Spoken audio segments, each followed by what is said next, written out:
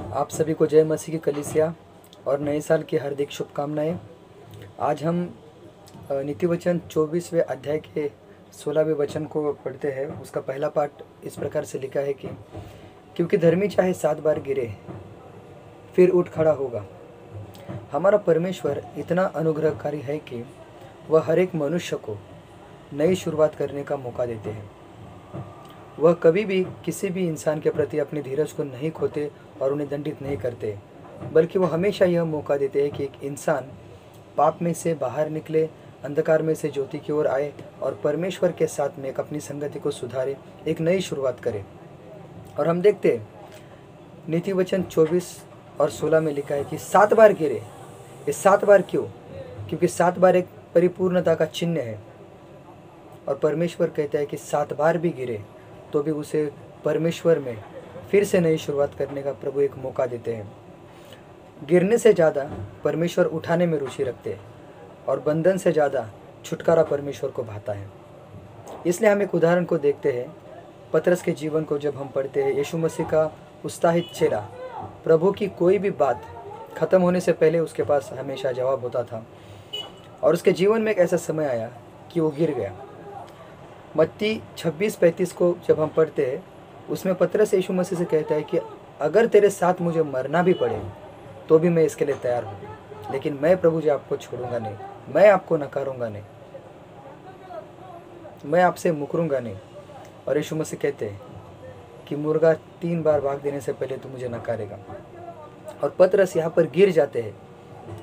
और देखते हैं हम यूहन्ना 21वें अध्याय को जब हम पढ़ते हैं, यीशु मसीह उन्हें दर्शन देते, फिर भी पतरस निराशा में है, ग्लानि में है और वह मछली पकड़ने के लिए चले जाते हैं। वो भूल चुके हैं कि उनके जीवन में परमेश्वर की बुलाहट क्या है।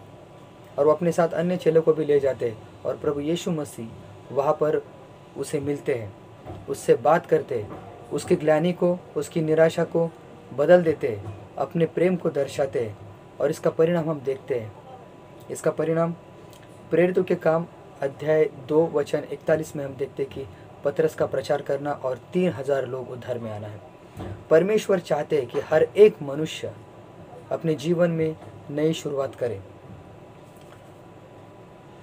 और हम देखते हैं कि शायद हमारे जीवन में भी हो सकता है कि हमने प्रभु के साथ में कोई वादा किया हो कि प्रभु जी मैं आपके लिए ये करूँगा, आपके लिए वो करूँगा, कुछ भी करूँगा, बट हम नहीं कर पाए।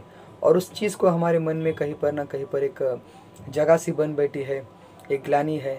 और परमेश्वर चाहते हैं कि भूल जाओ उन बातों को। 2 कुरिन्थियों का 5वां अध्याय 17वां वचन कहता है कि सारी बातें जो पुरानी हो बीत चुकी है, सब कुछ नया हो चुका है। नया साल आ रहा है और बहुत सारे लोग नई नई योजनाएं बनाते हैं कि मैं ये करूँगा, मैं अपने वज़न को बढ़ाऊँगा, मैं अपने वज़न को घटाऊँगा और मैं पैसा अच्छी तरह से इस्तेमाल करूँगा, मैं सेवकाई में ये करूँगा। बहुत अच्छी बात है, बट हम इस बात को भी सोच सकते हैं कि आत्मिक तरीके से हम परमेश्वर के साथ कैसे बढ़ें। हम इस विषय में ध्यान दे सकते हैं कि हमारी जो संगति है परमेश्वर के साथ, उसे और कैसे मजबूत बनाएं। और परमेश्वर यही चाहते हैं कि हम अपनी संगति को जो परमेश्वर के साथ में है उसके अनुग्रह के द्वारा सुधारें और मजबूत करें।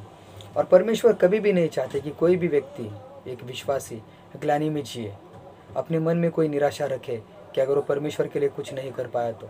बट प्रभु कहते हैं कि उन सारी बातों को भूल जाओ। मेरे लिए तुम्हारे पास जो योजना है वो तुम्हारे हानि के लिए नहीं, लेकिन तुम्हारे लिए एक अच्छा भविष्य है। और हम परमेश्वर पर भरोसा कर सकते हैं। इस नए साल में हम परमेश्वर पर भरोसा कर सकते हैं कि प्रभु जी, पिछली जो भी बातें हैं उन भूल कर आपके साथ में मेरी संगति को मैं सुधारना चाहता हूँ। हम प्रार्थना कर सकते हैं, हम परमेश्वर से मांग सकते हैं, पवित्र आत्मा से हम अगुवाई मांग सकते हैं कि पवित्र आत्मा आप हमारी अगुवाई कीजिए कि हमें कौन सी दिशा में जाना है, हमारे जीवन के लिए जो बेहतर है प्रभु जो हमें दिखाइए। और यिर्मयाह का 29 वचन 11 कहता है कि जो भी योजनाएं हैं, जो भी कल्पनाएं परमेश्वर हमारे लिए करते हैं, वह कल्पनाएं हानि की नहीं बल्कि हमारे भले के लिए है, जिसमें हमारा भविष्य परमेश्वर के हाथों में सुरक्षित है। और परमेश्वर हमारे संग है।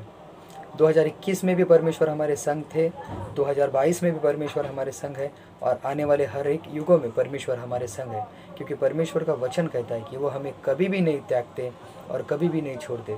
तो कलीसिया, इस बात को याद रखिए, कहीं पर भी हमारी संगति परमेश्वर के साथ में या कलीसिया के साथ में टूटी हुई है, बिगड़ी हुई है, तो उन बातों को भूल के हम परमेश्वर के साथ में एक नई शुरुआत करें, यीशु मसीह के नाम से। आमीन।